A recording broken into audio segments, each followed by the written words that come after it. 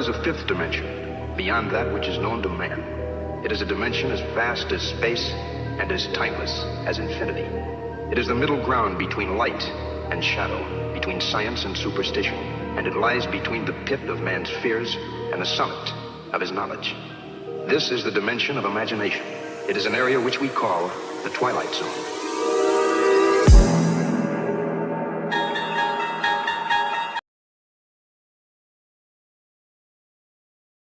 Love y'all, boys. Love you. Love you. I'll go to war with every single one of you, every fucking game, all right? Love you, 1-7. Here we go! 1, 2, 3, 1, 2, 3! Win!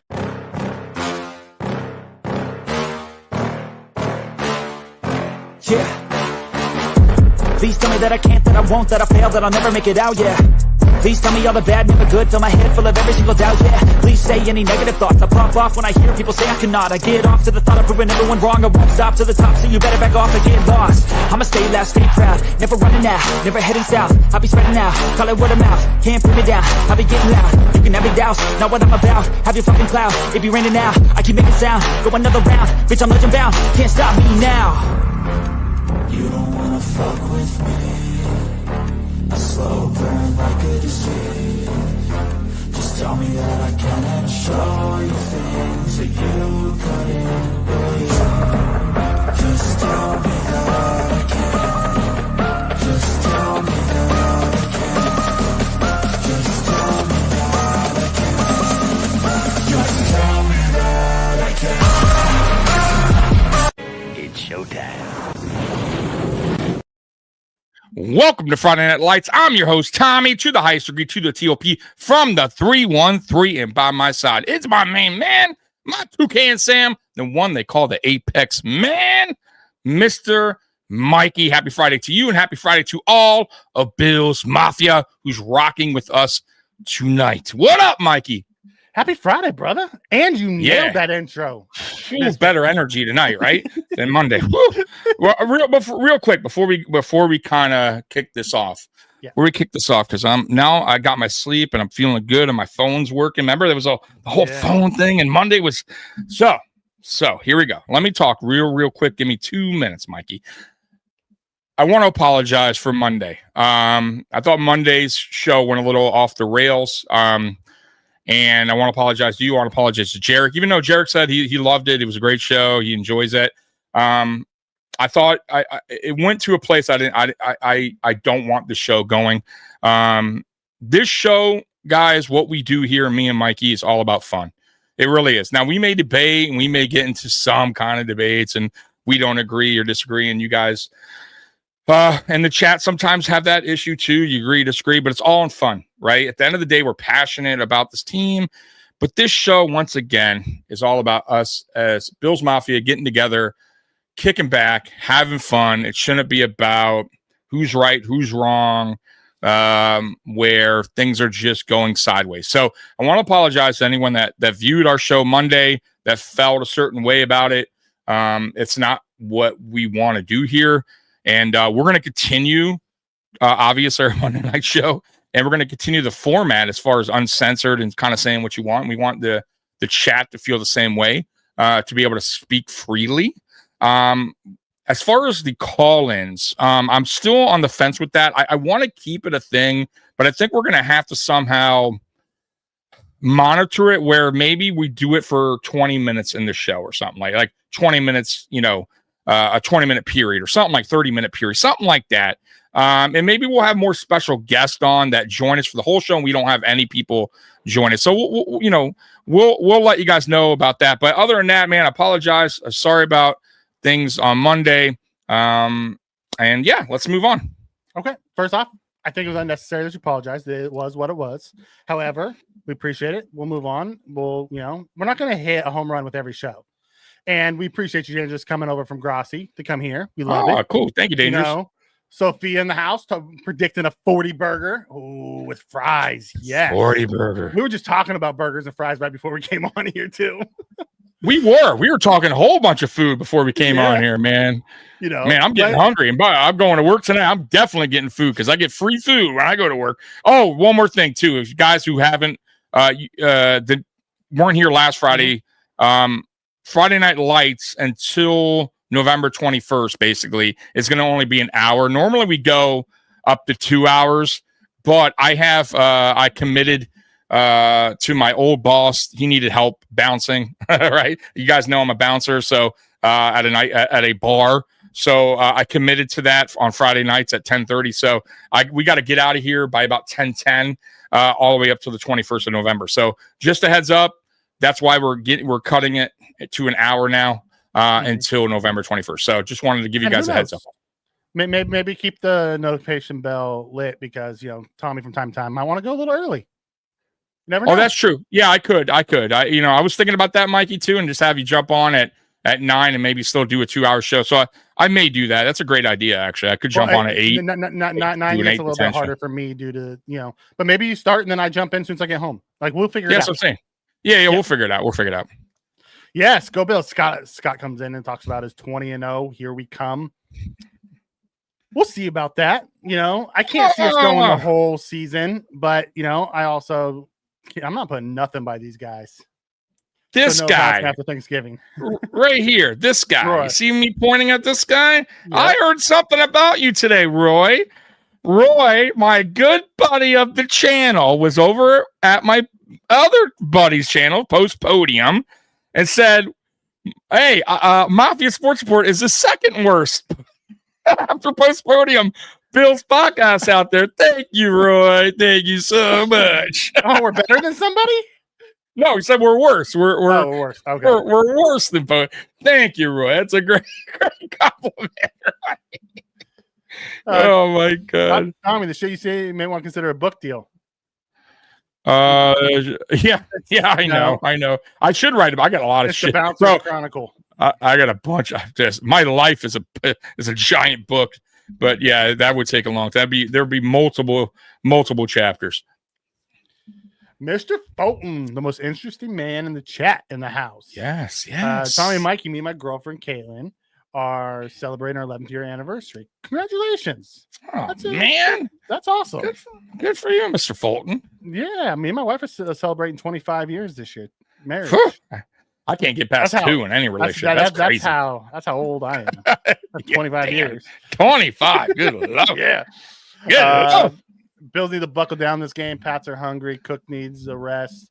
Feel Josh may need to travel more than people may like this game. I'm all for Josh, breaking glass this game. We haven't asked Josh to do much really through a few games. Like at the end of the last game, we asked him to, put on the cape, and he did. Listen, they have a good defense. Everyone's super high on them because they smoked Carolina. Right. Yeah. Let's wait. Let's wait to see what they really are. If they come out and listen, the Bills have played with their food the last couple of weeks. We know that. Right. You know what I mean? And if you keep playing with your food, you can be bit. It's one of those things. So let's hope we don't do that. We come out. It really comes down to, can we stop their run enough? And not only that, they also turn the ball over a ton of fumbling. Stevenson has a big time problem with that. And who's the team that normally causes turnovers is the Buffalo Bills. So I look for some turnovers in this game. Even though they run the ball well, they can't hold the ball well, right? It seems to be an ongoing issue there, especially with Stevenson, who's actually a good running back. But if you can't hold the ball, how good are you, right? So that kind of takes away from the other stuff he's good at, right? So look, man, as far as the Patriots go, I look, if you're a Patriots fan, I totally get it. I get the excitement, right? I get all of that. However, real Patriots fan, understanding what you guys are doing right now as far as a rebuild goes, right? You're doing it the right way, right? And I've been saying this, and I give you guys a lot of credit. Matter of fact, to start the season, I said the Patriots would finish in second in the division, right? I really felt that. I felt like you guys were, going the right way. And there's nothing wrong with being optimistic either. However, the reality is this: the Bills are playing at home. The Bills have, I think, won 15 straight at home, something crazy like that. We have the best quarterback in the division. We have probably the best quarterback in the league. And right now, for even as not the greatest that we've played over the last 2 weeks, first teams that we should have destroyed, I still feel like this is a game where we should easily win. I don't want to be cocky in that way, Mikey. Now, if we're in New England, I might say, okay, you know what? This could be one of those games. New England, it's a division game, second time around. The second time when we face them, that is fine. I can get that. But right now, look, New England's had one really solid victory. Outside of that, they've been in most games and they've lost a few that they probably shouldn't have. So, I like the optimistic fans out there. I get it. But understand who your opponent is, right? Understand your opponent. What does Kingpin say from them? Remember who we have from Fanatics. Doesn't he always say that? Like I see the clips of it all the time. Just remember who we have. At the end of the day, remember who we have. Exactly. Right. Like I'll be honest, Tommy. Looking at the injury report doesn't give me any warm and fuzzies. That's for damn sure. Oh, talk to us, Mikey. Talk to us. All right. So out, we have Dorian Williams with a knee. After last week, I'm not upset linebackers, by that. of course, and Dorian Strong, who was starting to cut into Trey White's thing. Right. Disappointing. That's disappointing. So you may see either Ingram activated or Dane Jackson called up. Oh, God. I don't know who you know what? Honestly, I might go Ingram over Jackson, even though knowing us, the coach goes with Dane over Ingram. I don't know. Honestly, I'm not thrilled with either one, but Ingram, I feel like has maybe a little bit more upside than Dane, at least from what I saw from Dane this preseason. I was not happy with what I saw at all from Dane. So if I had to choose, I'd go Ingram if that's the case. But yeah, we'll see. It's still not great news. But go ahead. Appreciate you, Scott. He told Rory he's wrong. Us and Locked On Bills, which I love Joe. Damn it, Roy. Joe does a great job over there, Locked On. Oh, what did he say? Did he comment on that? He said, what I said was, if you want to see a shit show, check out Tommy's podcast. Oh, even better. Thanks, Roy. That makes me feel so much better. That's a great question, Spin. How come our players keep getting injured in practice? Because Dorian Strong's a neck. TJ Sanders is questionable with a knee. So we have another defensive tackle. We don't know if Ed's going to be back. He's questionable. He did limited practice all week. Milano was limited practice all week. Spencer Brown was limited practice all week. All three of them are questionable. Like, we may be down two more. We may be needing to go with Ingram to pull up two defensive tackles off the practice squad. And it might be Phillips and Logue. This bye week can't get here sooner. We really, in a way, I was kind of complaining about the week 7 bye. In a way, I'm kind of glad it's early because we need these guys. This is craziness. Like, it's just year after year with these injuries. And I get it. We're not the only team, Mikey. There's a ton of teams dealing with it. I mean, for Christ's sake, Tyreek Hill had his leg go as a pretzel. So, I mean, that was so gross. Things could be worse. Not only that, but we were talking about this last night watching the Niners-Rams game.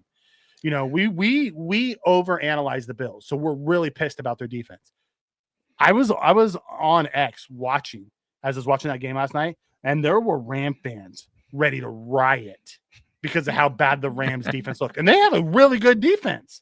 They do. They got some good pass Mac rushers. Jones carved them up last night. He took what the defense was giving him, though. I didn't think he. Just like was we did. Special, but yeah, he was going okay. Sean McDermott special, cover 2, 12-yard cushions. He still doesn't have a good arm, though. I still don't but I'll give Mac credit where I'll say this, man, for a guy that I thought was done for pretty much in the NFL, he rebounded, and I think he's found a good spot for being a backup. San Francisco's a perfect spot for him with that coach. So. Good for him leading that team. But, man, honestly, the Rams should have won that game. The Rams should have won at home. San Francisco had injuries. The fumble on the goal line. Dude, that fumble was – by the way, you can't do that. Yeah, Alfred Collins. Yeah, the guy that we wanted here in Buffalo. So bad. True one tech. But once again, can't cry over spilled milk. We can't. We don't choose them. Yeah, we don't choose them. So. Yeah, Tyreek's knee made my knees hurt. You're not wrong there. That looked bro. Robert tore every ligament in his knee. Ooh. Did you think Mac was done when they had that shot of him when he was grimacing in pain? When he was, I thought he was done. Like the way he was when he's grabbing his calf. Yeah, I thought one of two things happened. Either A, he was cramping because the way he was grabbing it, like trying to massage it, or B, he tore his Achilles and it was up in his calf. That's what I thought. Yeah, the way he was acting, I was like, oh man, this dude's done for the game. But he can't. He's strong, kid. He Good got for him. Smashed. Bro, over and over. Like the worst one was when he was dry heaving on the sidelines. Yeah. But hey, good for him. Yeah. And then that game, by the way, I wanted to say that game, and I know it's not, an AFC team, but we were talking during the game, and I said, you know what, I'm cool with that decision to go for it there. Was it 4th and 2? I think it was 4th and 1.5. Yeah, I did. Yeah, but the whole drive down, they went empty. And Stafford was picking them apart. And this is where I have some issues with Joe Brady too. On those late 4th downs. You put the ball in your best player's hands. The best player on that team and our team is our quarterback. Correct. Let your all-world quarterback make a play. Why are you taking the ball out of his hands? I didn't understand that. And Puka, who's unbelievable. Like, I got to be honest with you. That Puka is so good, dude. Puka Nacua is so good. And Matthew Stafford too, man. For as much as I'm here in Detroit, and they complained about him, bro. If Matthew Stafford was in Detroit, they'd be tearing shit up still too. Like, dude, Stafford is, bro. That dude, he may not be a mobile quarterback, because he's getting out of that kind of era where it's pocket passing, and he is a little mobile, but still, you know what I'm saying. But his arm is unreal, bro. He has a good deep ball, strong arm. Smart quarterback for the most part. I love that he takes chances too, gives his receivers opportunity. But you're right, 100%. You got to give it to your quarterback there on a 4th and 2. If it was 4th and inches, fine. You trust in your running back to get that or a quarterback sneak. But you're right, almost 2 yards or whatever that was. You got to leave it up to Stafford there to pick up 5. All you need is 3, really. Why not run that rub they've been running all game long with Devontae shielding the guy coming out of that double slant? Like they ran that like 6 times, and it was 6 for 6 on completions. Yeah, I didn't understand the play call. Weird, and they ran into the strength of the defense, which was even weirder. Like the way they were aligned.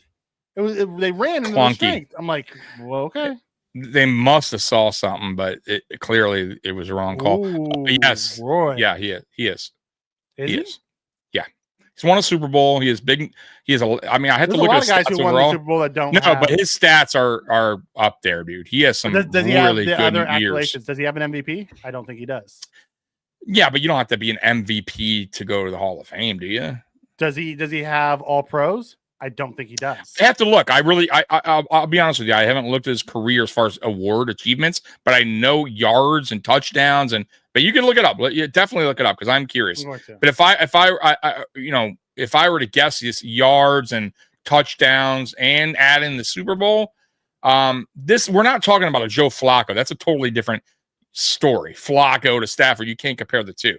So I personally think Stafford has achieved a lot, especially with a bad Lions team too, putting up that. Now, mind you, he had Calvin Johnson, but Matthew Stafford went over to an LA team and won a Super Bowl his very first year in LA. So it kind of tells you, the differences between Detroit and LA at the time. He has 61,000 yards, 388 touchdowns, 190 interceptions. What's the awards? Is he having? I'm getting there. Oh, okay. News advanced. What up, Cat in the Hat? How you doing, brother? That's passing fantasy. Okay, he has comeback player of the year. Okay. And 2 Pro Bowls. Yeah, I mean, he could, probably, Pro Bowls are stupid. I don't really, but I get it. You got to. He was only in the MVP conversation one time, and he placed 8th, and that was in 2023. Where is he amongst leader in like total touchdowns or yard? Like, is he up there? You know what I mean? With the Brett Favres of the world and Aaron Rodgers. I'll have to look at that. Give me a second. Manning. Yeah, curious about that. I think he is. I think now, is he first ballot? Maybe that's a call. Probably not. Right? Maybe we can debate on that. I don't know if he's there yet, but I think he's achieved enough to be worthy of getting in. There's guys that gotten in that I'm like, you know what I mean? So just saying, he's not a and flop, who knows who knows where he ends up. You know what I mean? Exactly. You have no idea. Right. Exactly. So I'm sure he's up there. I'm sure he's definitely up there as far as overall touchdowns and total yards as far as quarterbacks go in league history. So, but I could be wrong. Maybe not. Maybe I'm wrong. But he was throwing for a passing TD's career. I'm gonna pull that up. Sure. It's a great question. I'm glad whoever asked that. He's number 9 right now. Oh, Roy. Okay. Behind 9? Big Ben. Okay. So top 10. Brady, Breeze, Manning, Rodgers, Favre, Phillip, Rivers, Marino, Big Ben, Stafford. Okay. Good company. That's yards or touchdowns? 27. That's touchdowns. Passing touchdowns. That's touchdown. Okay. Yards. He has to be up there in yards. I mean, that's what he's number 10 in yards. Okay, so he's top 10 in both. Marino, in front of Manny, Eli, and behind Marino. Not bad. I mean, I think that's Hall of Fame worthy. Plus, you add in the Super Bowl. I think I don't know about first ballot, but let's see where his career ends, like you said. But I think that's worthy enough. I mean, this isn't, like I said, a Flacco situation where I'm just throwing a Super Bowl, to a quarterback that's been okay. Right. That's where I stand with it. But you guys obviously feel, people can feel how they want to feel on that one. I think he's worthy enough to get in. I don't think anyone's going to complain if he got in. He's also 35th all time in interceptions thrown. Yeah, that happens when you throw a lot, though. You mean, yep. You know what I'm saying? So I'm not going to kill the guy for that either. No, I'm just saying he's also 35th. Yeah. I'm sure Brett Favre's number 1, right? Brett Favre is number 1. 336. There you go. And how many Super Bowls does Brett Favre have? 1. Yeah, I'm just saying. So I get Brett Favre, but he also has a ton of and he has MVPs, and he does. But I think you can line Stafford up with some of the best quarterbacks that played the game. No, Brady's actually 22 with 212. Yeah. So now Phillip Rivers is a different story. We're talking Rivers, who I feel is a good quarterback. That one, I'm not sure about. He's done really good yards, but I think he's missing the Super Bowl, and I think that's going to hurt him as far as Hall of Fame. And you can be a Hall of Famer without having a Super Bowl. Absolutely. That's what you need the other accolades. You know what I mean? Like Josh getting the MVP helped his Hall of Fame chances, even if he doesn't win a Super Bowl. Absolutely. I don't know. Did Jim ever win Kelly ever win a MVP? I know Thurman did, right? I believe Thurman won. Allen was the first quarterback. Right, but I think Thurman did win MVP, correct? Yep. And did Bruce ever win MVP? No. I'm not sure, right? I think it was just Thurman, right? Thurman. Okay. Bruce won Defensive Player of the Year. Yeah, well, Bruce was and you know what's crazy? Man, still no one talks about Bruce being one of the greatest defensive players ever. Everyone forgets about him. They still really don't. They put Reggie and Lawrence Taylor and those guys, but they never put Bruce on there.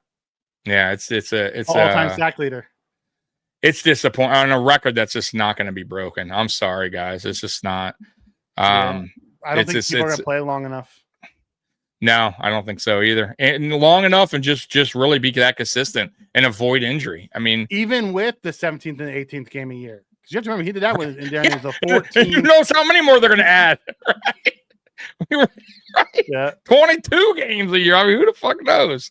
Yeah, you're right, Scott. Jim won it without the Super Bowl and without the MVP, but he had so many Pro Bowls, and that was back when Pro Bowls and 4 appearances, and he had a lot to it. You know, he put up good stats. There's a really good chance that he makes the Hall of Fame. I think he does. I do think Stafford gets in. Like I said, though, what's his name? I don't know. Rivers for the Chargers. Yeah, Rivers is that one's an interesting call, I would say. Yeah, Dan Fouts. Yeah. Yeah. Yeah. You know. All right.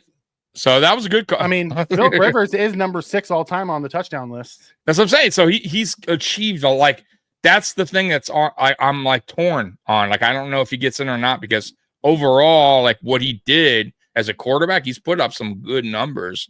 But you know, I don't know if they're going to really pay attention and to that. Number 7 all time in yards. Right. That's what I'm saying. Yeah. So it's going to be one of those things. Maybe he doesn't get in first ballot. I don't know. That's a tough one there. You know, when I look at Sterling Sharp to me, like, who just got in, if you really look at his numbers, Sterling he has a Super Bowl, back 1,000-yard receiver before he got hurt. Right, that's what I'm saying. But he wasn't. His overall numbers were. I mean, if you look at him and Molds, almost the same. The only difference is he had a Super Bowl, and he also had a great quarterback with him to get that Super Bowl. But I'm not overly impressed by Sharp, and of course it's because of the injury. I get that, but his numbers weren't like unbelievable either. You know, Robert, this is a great question. Do you feel the Ravens are going to come back and win their division? Lamar's out this week. Yeah, they put Matabuke, their defensive tackle, season-ending IR. There's 7 defenders, 7 Pro Bowl or 5 Pro Bowl defenders, 7 total defenders, out for multiple weeks. Like, I think they win though. I think they win at home though. Again, Texans are still not a good team. I know they won last week. They have a hole to dig out. Yeah, they do. But I do think they win this weekend. I have a feeling they win this weekend. You know what they're going to do? They're going to rely heavy on Henry, and they're going to make it a game where they just ground and pound. You know what I mean? Own time of possession, and you know, Houston's not what we thought they were going to be this year. We're a little better. I just don't. I don't see them beating Baltimore even with Lamar being out. So we'll see though. I don't know. I mean, Baltimore's been underachieving big time. I mean, they are not what I thought they were going to be at all. At least how they're playing. They're just not. I mean, for the amount of really good players they have on the team, both sides of the ball, they are very underachieving, big time underachieving. Yeah, and they're a great coach too. I just don't understand it. They're talking about him getting canned. If he's, because he's cost them a few times playing it safe. Yeah. You know, no, I agree. Decision making happens all the time. You know, with that talent, I hope Tasker gets in. Tasker deserves to be in from a special teams perspective. I agree with that too. You know, it's just like kind of like the Hester, right? We talked about Hester, and I was like, Hester, he deserves it. I think Tasker, it goes the same way for him. I think Tasker was an ace with the things he did on special teams. He was the first ace. Right, exactly. He was the first, known special team ace. I think you definitely got to consider him for sure and put him in at some point. But we'll see what happens. No bad chat. Tommy, what's going on? Give us a fourth turn breakdown on McDermott's decision making and game management so far this season. What's your quarter? The first quarter of the season's breakdown. Game management and decision making. Okay, God. There's been some that I haven't agreed with. Obviously, the timeout, especially last week, was not thrilled about it. I get it, one of them, but the other one was ego driven, I think. Anyways, give me a grade. Honestly, give me a grade. I'll give it a grade. I'll go B- on that. And I think that really the first game he impressed me with his a calmness when things were really going bad. So I think the that first time I saw that too, like really saw it. Yeah. We saw ourselves climb out of the hole. Exactly. I Where didn't mean he to cut you off, wasn't. but you were on That's the point there. No, that's right. But he's normally, we've watched him obviously over the course of 9 years, going on, over 8 years now, and this is his 9th. But normally he's a lot more on edge when games are tight like that.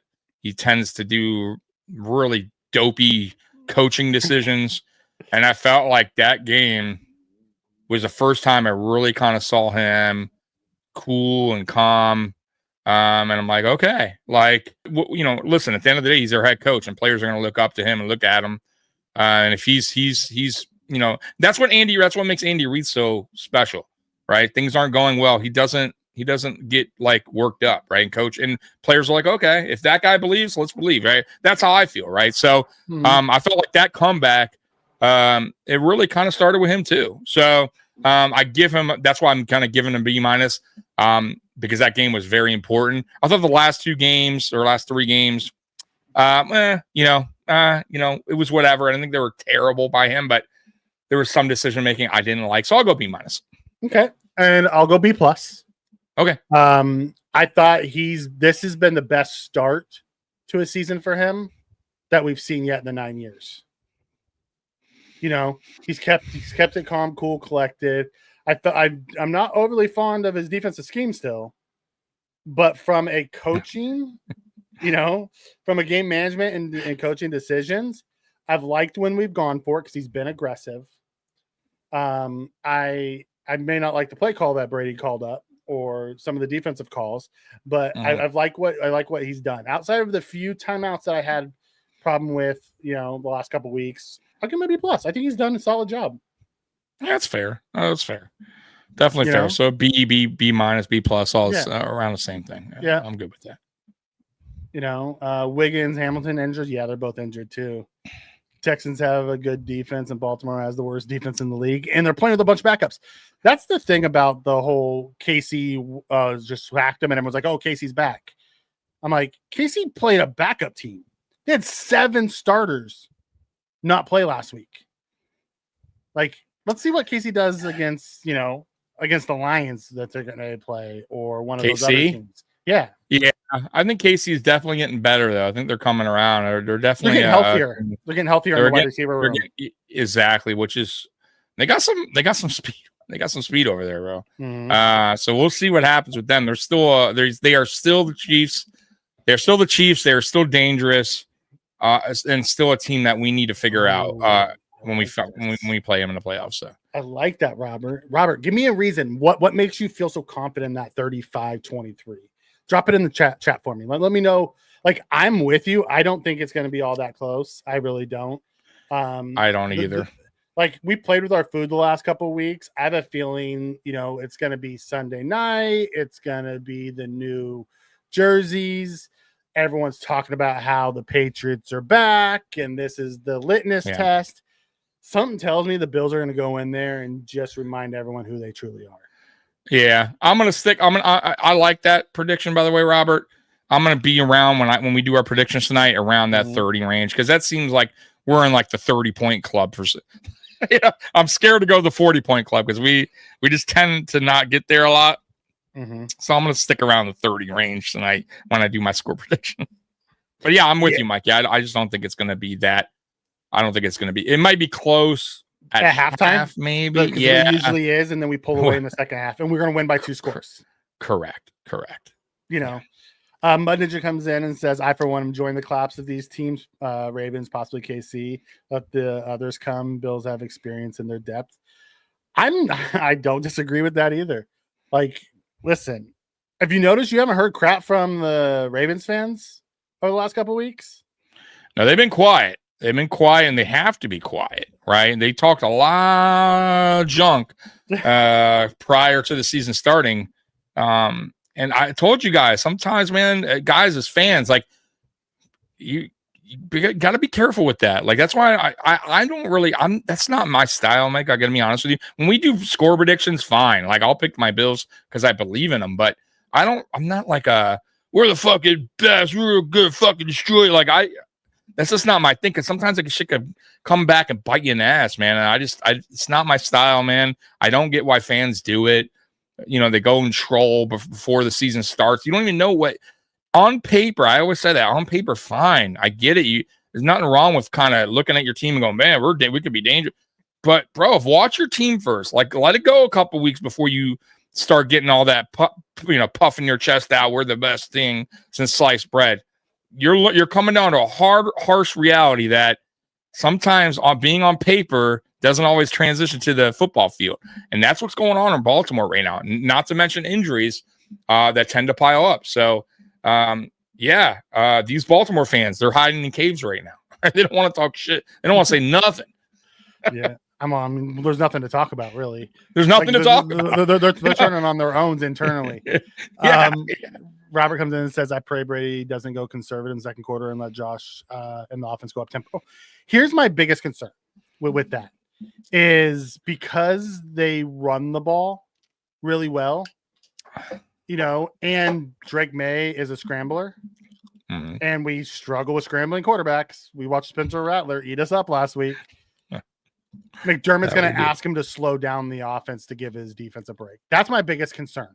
I want us to do what you talked about against the Jets, right? Jump up on them early, make them one-dimensional. Right. Yeah. Because if we do that, then, Josh will be able to continue to stay in the rhythm. And we smoked the Jets 30 to 10 it ended up being. I need to see us do 30. Something along those lines. Absolutely. I mean, listen, against teams like the Patriots, no offense to you Patriot fans out there are listening, but Buffalo is the better team right now. And once again, I get it, be optimistic about your team, but the Buffalo Bills should win this game. They should win this game by at least 2 scores, right? And look, ideally, what you want against a team like this is you jump on them early and force them to be one-dimensional, especially against a quarterback who's in the second year, who, yes, he's had a pretty good season, but he's also made some mistakes, crucial mistakes in games that actually cost him. The Pittsburgh game, he had terrible turnovers. Yeah, they had 5. Total of 5, and he had a couple himself, bad decision-making, and one of them was in the end zone. So, once again, McDermott needs to understand he's going against second-year guy who's had some mistakes, attack his weaknesses, and make him force him to be one-dimensional. And I think they will. I do. I don't think the run game is that great. I think they're good, but I think they turn the ball way too much over. So I think Buffalo can get that out of the way early. The defense can stop that. Buffalo's offense can go and score quickly, jump ahead, get a cushion. We'll be just fine, and we'll just kind of roll our way into victory. Okay. Like the Jets game. That's more than likely what's going to happen. Yeah, I like that. I like that a lot. Robert says, I just have a feeling the Bills will be able to run the ball because I never trust stats, and the Patriots don't cover the middle. Feel very well. I feel the Bills defense is going to tackle well. I'll tell you this. There has been a lot of talk about the Bills' missed tackles, and every one of the beat reporters talked about how they spent the entire week in tackling drills.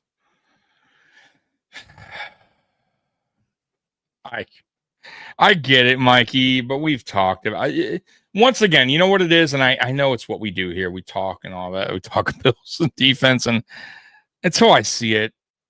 Look, they could tell us what they're doing and all practicing. They're making them do this and that, overtime, tackling them. Like, just show me it. Show me it, please, because you've been. We've had the same issues with the defense for years now. You would think that they would already have this figured out. They would already be, getting better at tackling and getting teams off the field on 3rd and longs. And it's still a constant issue.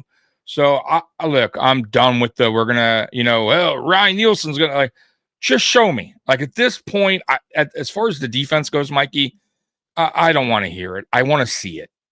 That's it. Just show me it. The offense, look, I can go on my little, rants about how the offense can improve, but ultimately at the end of the day, the offense is carrying the team. I mean, that's the reality of it. They are scoring over 30 a game. Can they get better? Yes, but the defense, I have seen nothing that's going to tell me, man, this week we're really getting after. Like, I got to see consistency. I need something. I need to see it. Which we did in week 2 against the Jets.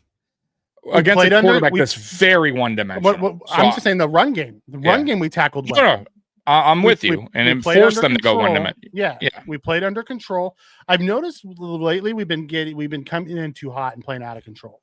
Like the guys coming in are like not breaking down and then making the tackle. They're flying around trying to like crush people and they're missing. True. Or they're a step out of position, and that's part of the reason why we're missing these tackles is because we're not in position. So playing the fundamental gap sound defense will help relieve some of that. So let's hope that's what we see this week. Yeah, I'm with you. Yeah, Mud Ninja comes in and says, I've seen posts about Diggs coming back to Buffalo and people saying bad things. I hope for the simple fact of respect for the Bills franchise, the crowd. Listen, Diggs was fantastic while he was here. Say what you want about his postseason accolades, and he dropped some, and that last season where he was kind of checked out. But Diggs was a great Buffalo Bill. Like what happened at the end? Like if I was there, I wouldn't boo the guy. He is who he is. He had some internal issues with some people, whether it's Josh or just McDermott or whoever it was.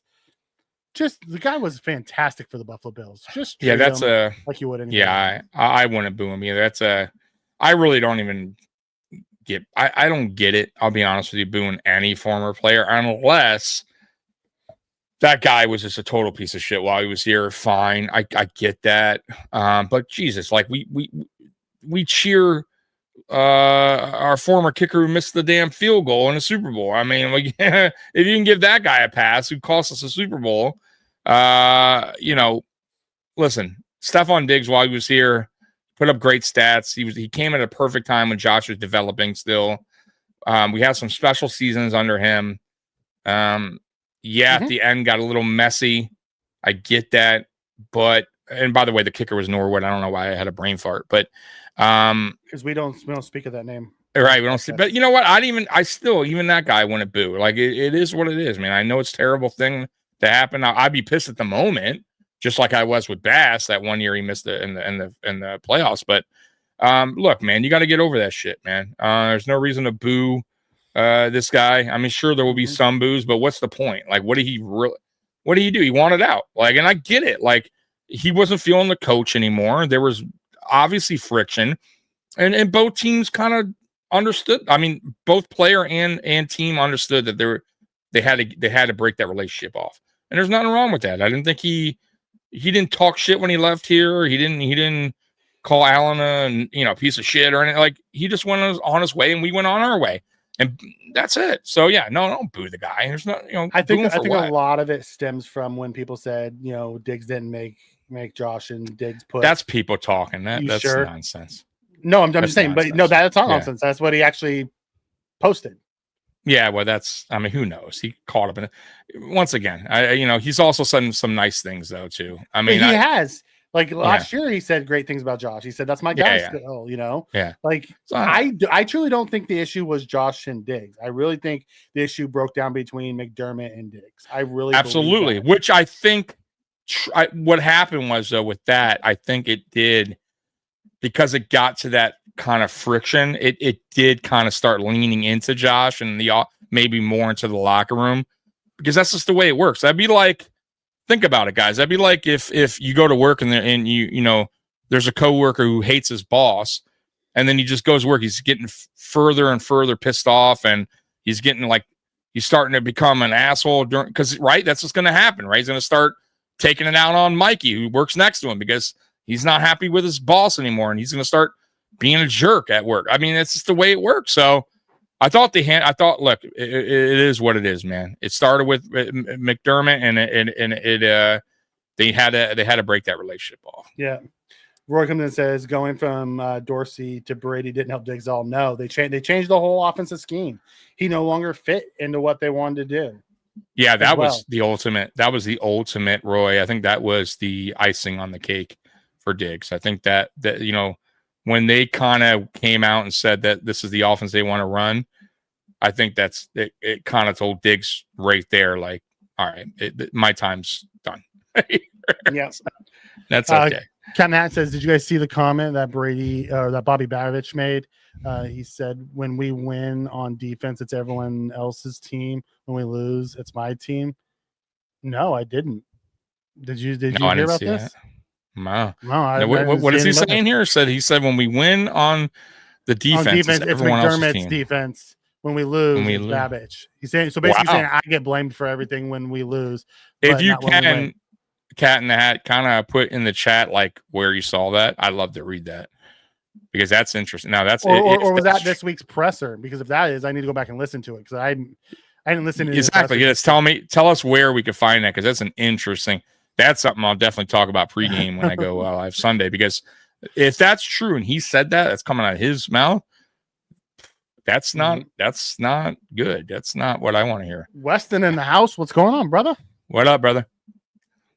I feel the Bills will run the ball well against the Patriots. The Patriots beat one team, the Panthers, and Miami could have beat them. The Patriots are the media's favorite. Every year you have the one that always they jump on. Yep. I'm curious and wonder how or what blood pressure McDermott's on watching this defense. Yeah, like it hasn't been good, I'll tell you that. But it hasn't been as bad as we also think it's been. Wow. Okay. I'll have to watch it. I honestly been working and just tired, so I haven't really watched any of the pressers. But if he said it and you guys are saying tomorrow. He said it, yeah, I'll watch it. But I'm just going to go ahead and go. I believe you guys. I don't know why you guys would lie. And that's an interesting. That is an interesting take. And it kind of does say what I've been saying. In a way, like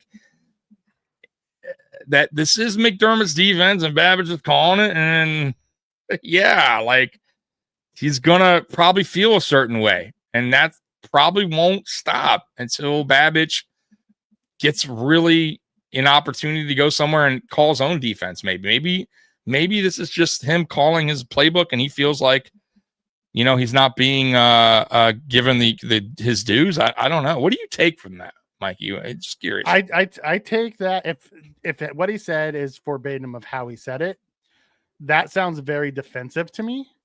And he's reading the comments of the fans who are out there, media, or the media saying, well, I would say more of the fans than the media, because when I listen to the media to this point, they talk about the defense as a whole, but not individuals. The fans are the ones who have been calling out Babich. And he's kind of so when I'm gathering there, he's saying basically when things are going great, it's McDermott's defense, and when things are going bad, then it's fucking mine. Babich is terrible. Fuck Babich. I'm the scapegoat. But guess what? I hate to say it, but it's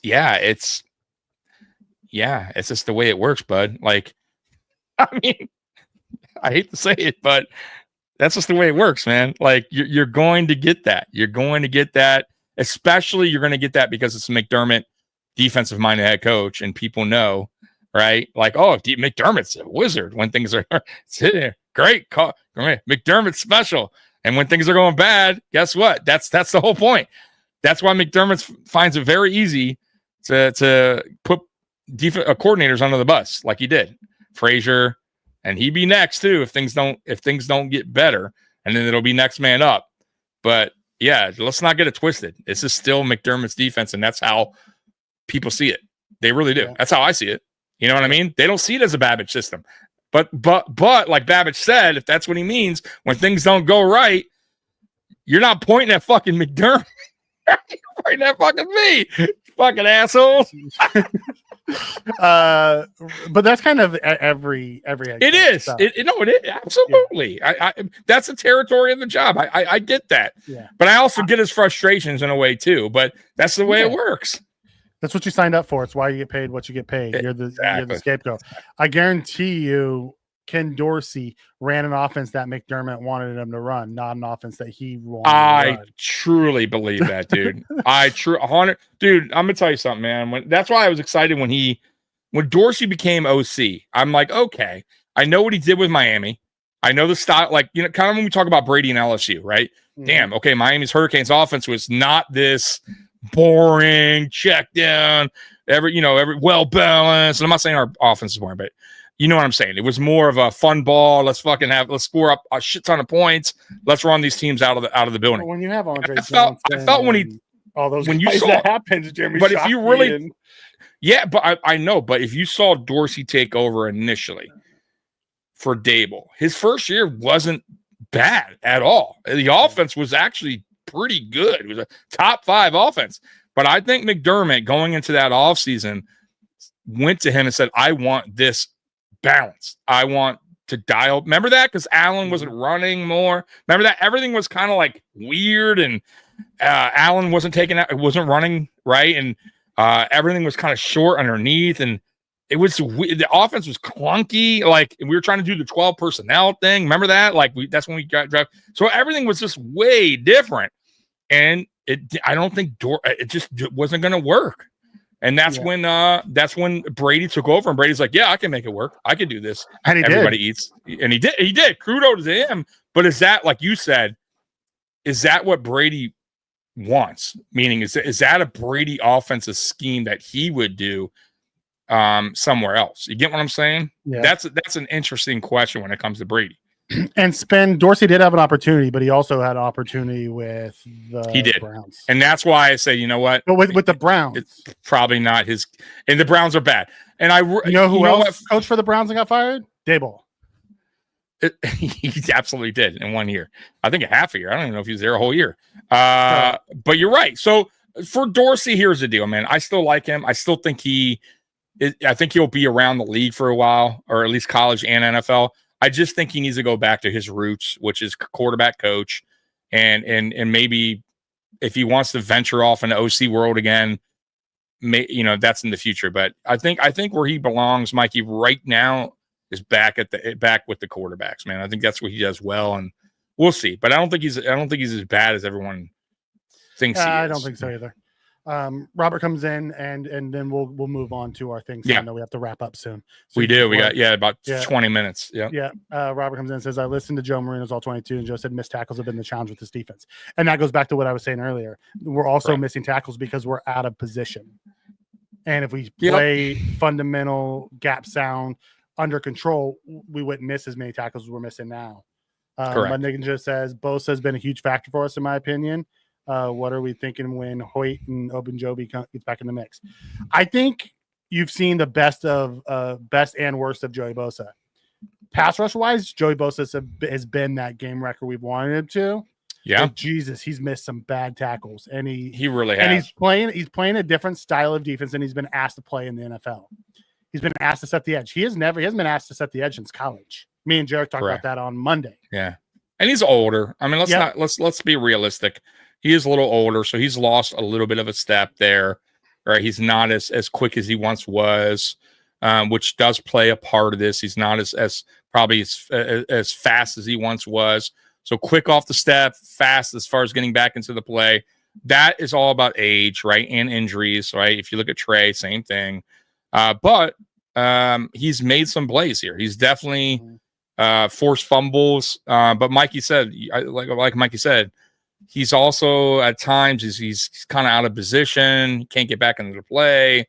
So there's some things that are definitely, he definitely needs to work on or figure out. And I think he will.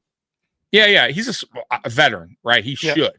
But I think it's not just him. It's everybody. And I don't understand. We always do this wide angles, getting at, it's crazy. And then we can't we get our hand on the quarterback, but we're taking these such wide angles that we're just not getting enough, right? We can't get enough hand on the quarterback where we can actually take him down. That's why. And then there's wide open field because now everyone's in the backfield behind the quarterback chasing them down, but it's too late. So yeah, man, we got to figure that out, man. Taking these wide angles are killing them. Compress the pocket. And honestly, it starts from up front. I still feel like we're just not doing, and maybe because Ed's been out, obviously that hurts this team. But man, if we could get some pressure down the gut, it would really help this defense out as far as collapsing the pocket and getting to the quarterback like we want to. I mean, you saw what Detroit did, right? Collapse the shit out of the pocket. Lamar had nowhere to go. That's what I want this defense to be. Collapse the pocket, break it down. Roy says Bobby Badger meant that when the defense plays well, the rest of the staff deserves credit. Other position coaches actually said, I listened to the pod, you'll better understand. We'll listen to it. I will. Tommy, you are on tomorrow, correct? I am. I'm going to schedule it in the morning. I just didn't have enough time today. So AFC Shakedown will be tomorrow at 12 o'clock, but it'll be scheduled in the morning, Scott. All right. Sophia comes and says Diggs drug bust, a drug boat video was the final straw. Wasn't off a role model. He's still you're not wrong on the 30 million from the Bills, because we re-signed him and then he asked out. That's why I also kind of hope the Patriots don't do well this year, because Diggs is so competitive and wanted to win so bad, and then he went somewhere and they didn't win, and and he got hurt on that. Yeah, I think Diggs, man, I hate to say it, but he's getting into that age bracket now of a receiver with the injury that obviously from the Texans. He's going to be one of these guys where he's going to turn into like an OBJ, where it's off to another team for a year, off to this team until he gets another injury. You know what I'm saying? It's going to be one of those things. I hate to say it because he was really great at one point, but you could kind of see his career kind of starting to fade away a little bit, right? And it's a harsh reality, but it's a reality that you got to deal with. And I think that's what's going to happen to Diggs. You'll see him somewhere else in a few years. Who knows? Tampa and New England this season. Exactly. Well, you know what I mean. But he's only there for a couple of years, right? I think 2-year contract, so it's not long. Spend comes in, or I think it's 3 years, 60 million. But but they're probably. I think there's after year one. Wow. So we'll see what happens after year one. Yeah. If he underperforms, I can see him getting out of that deal. Yeah. Spence says it's the Bills' culture. When things are good, compliment the team, and when things are not right, don't point the finger. Leaders take the onus. Yeah, I'm with you on that. Tim doesn't like the uniforms. He thinks they're ugly as hell. Are you a Bills fan? They sent a bunch of faces. Like, oh, okay. Maybe he's not a Bills fan. I don't know. Clown. I like the uniforms. Yeah, we got super chat. Probably just. Yep. Let me get to that cat in the hat. Yep. Let me get to that. Thank you very much.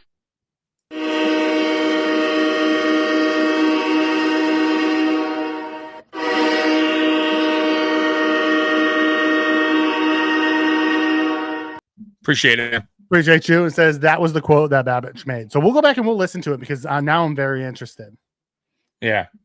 By the way, too, I mean, I don't know what, like I said, Timothy, I don't know what you are as far as fan, what team you watch, but if you are a Bills fan, it is what it is. Like, not everybody's going to like,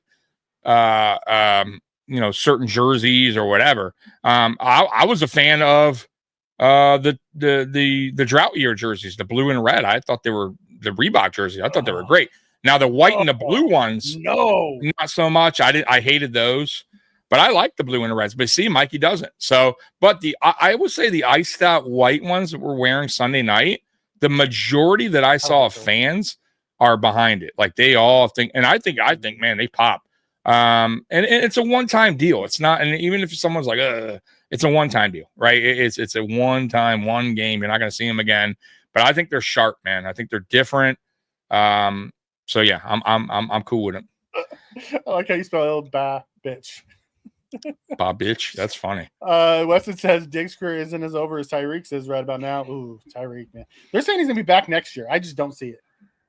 If he is, though, who knows what's gonna happen with NFL on him? I know he ripped all three, tore all three ligaments.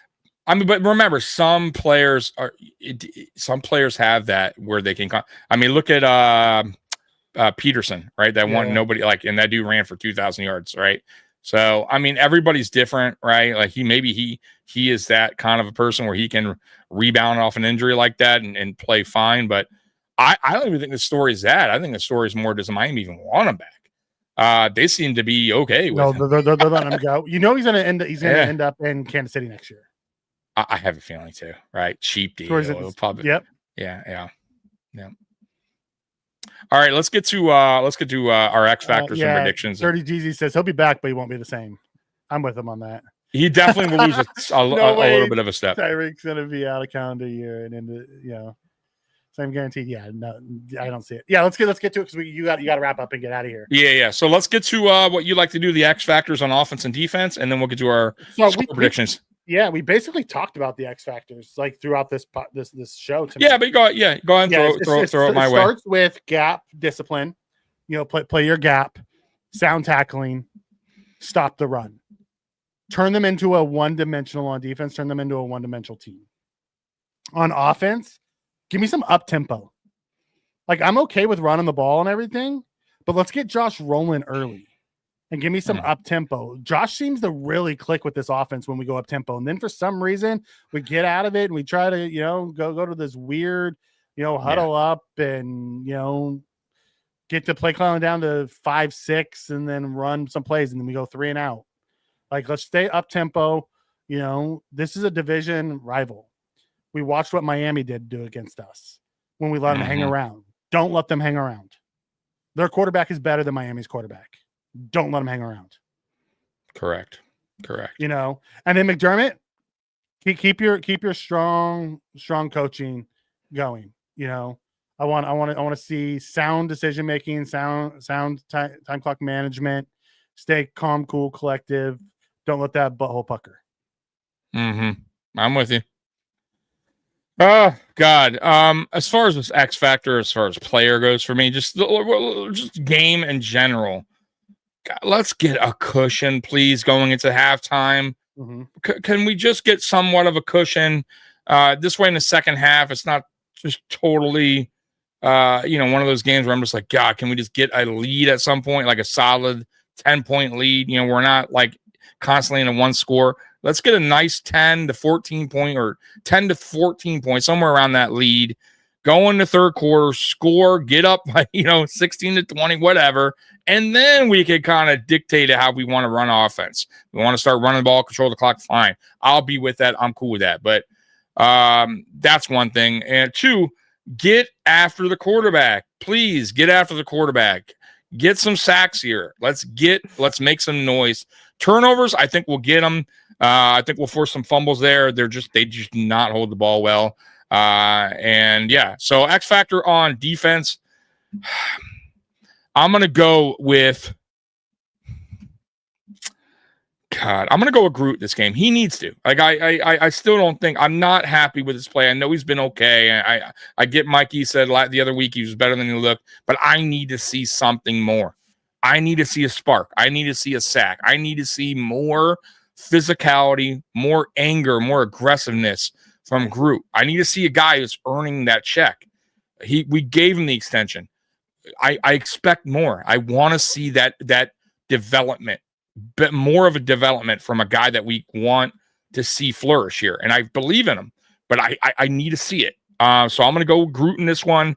And then on offense, I'm going to go with receivers, because once again, I feel like this receiver room needs to step up and prove me wrong. And I'm going to go Palmer in this game. He's a guy that I've been disappointed with. I don't feel like he's been a good signing up to this point. I need to see better. And I think this game here, maybe he could showcase that, that chemistry maybe is starting to build with Josh and him. So I'll go Palmer on offense. I'm going to go Shaq Thompson on defense. Ooh, okay. I like it. With Dorian out, Milano may or may not be back. If Shaq plays, I think it's going to be him. And I think he's going to play whether Milano's back or not, because I don't see them just putting him in for the full time. On offense, I'm going to go Kincaid. The middle of the field is usually wide open for this team, and I have a feeling you're going to see Kincaid have a good day. I like that. I think we're and then for special teams, I think it's gonna be Mitch Wisniewski, the punter, who's gonna have 0 punts. The helicopter punter guy who's gonna have 0 punts and gonna do nothing but hold. Yeah. So I read into that real quick, the helicopter punt thing. So it's an interesting punt. So it's high and like it's not a spiral. It's like hard to catch. It's like a knuckleball. It's like a knuckleball. It's like a knuckleball. Yeah. So interesting, but it doesn't go deep either though. Yeah. So we'll see how that goes. But anyways, we got a super chat here. And Tim, I would say, but I got to get out of here because on Fridays now I got to cut the show early because I got work. But let me hit this anyways for you because I appreciate that.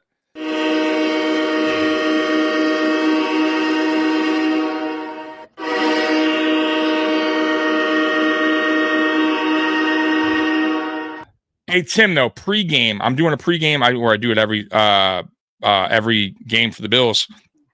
We'll be live at 7 o'clock or 6:30, probably 6:30. I'll probably open the lines there. So if you want to stop in on Sunday before the game, I'll probably open that up and you can call in for sure.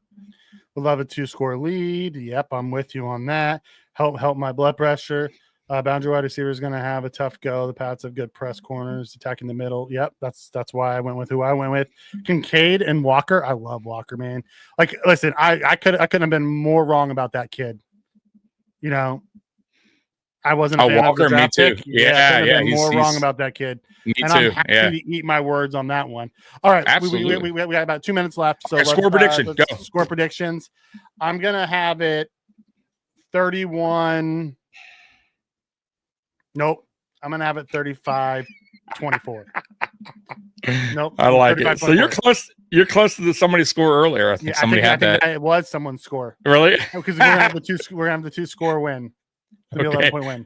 I think so too. I think it'll be a 2-score game, which is kind of what we've been doing, except for the first week against Baltimore. But I'll go 33-23. 33-23, 2 scores, same thing. 33-23. Okay. Yeah. I would love to say 40. I just don't see it. I just don't. I don't. They can. I could see it. But I don't think they'll do it.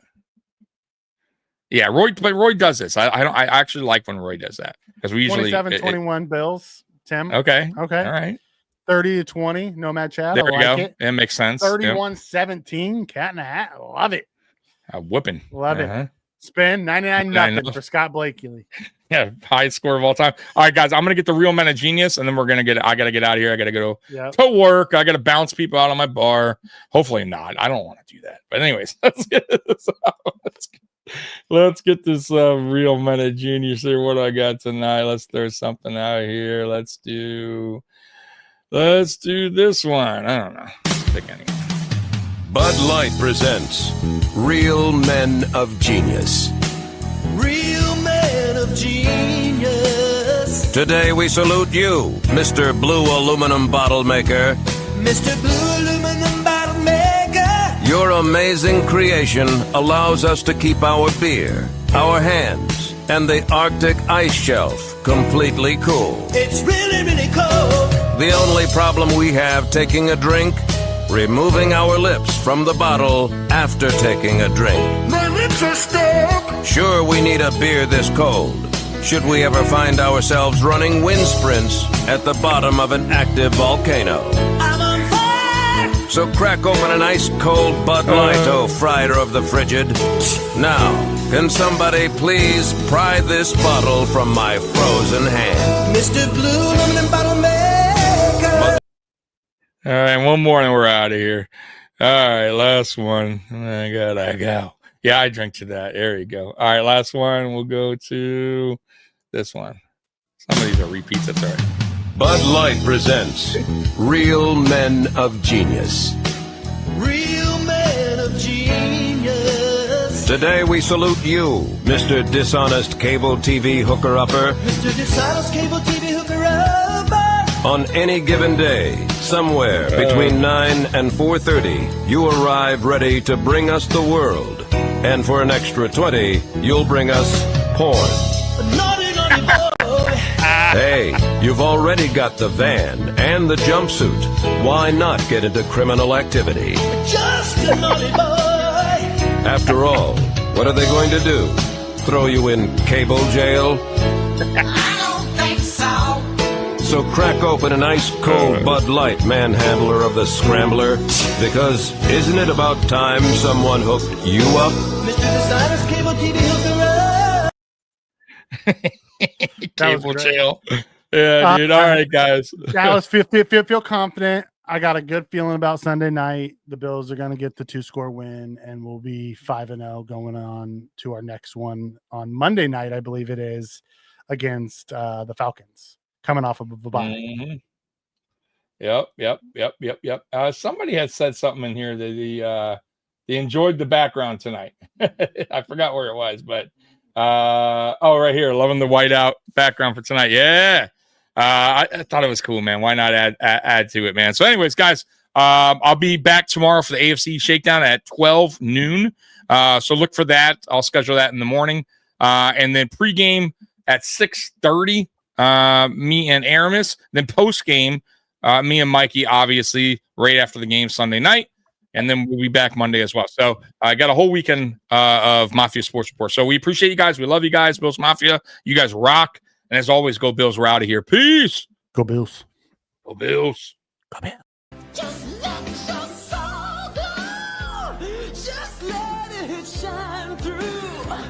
Just let your